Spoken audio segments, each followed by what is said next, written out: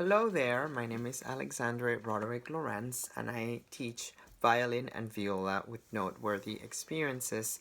I just wanted to share with you guys a couple of brief tips that you can use and implement in your weekly and daily routines at home. The first thing that I like to tell my students is never to consider just practicing by going through an exercise from beginning to end a couple of times and calling that our practice. I think it's important to begin by isolating which is the passage, which is the exercise, which is that sector, that area that we want to work on, and just focus on doing one piece at a time, and then eventually putting everything back together. Think of it as a puzzle almost. The first thing that I like to tell my students to do is to look at a passage or look at an exercise and begin by singing. So this is step number one, to sing and clap the rhythm.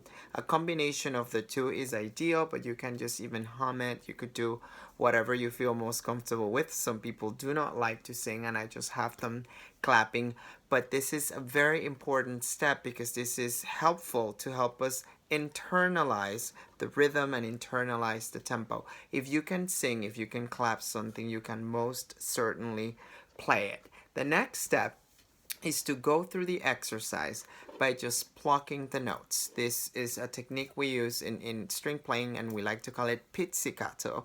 So after we have done this pizzicato and we have secured our notes, we have secured our rhythm, intonation is good, then we can move on to the next step, to the third step, which is to try bowing the exercise or the passage.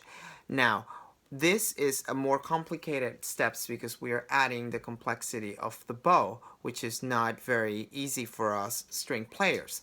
However, this could be even more complicated if we just go through the exercise, whatever it is that we're doing, and we just play what we have in front of us with all the bowings and with all the ties, the slurs, and also by just leaving everything as written, such as keeping thrills and ornaments in the music. So I like to tell my students to go through the exercise, go through the passage without any bowings, just playing everything straight, as straight as possible. Get rid of any ornaments, get rid of any trills that you might have, any grace notes you might have. Just play it straight through. We just want to make sure that we have an understanding of the rhythm, of the tempo, etc. Once this has been accomplished, then the last step would be to add the bowings and to add everything else to the music. So I think this is a very intelligent and organized way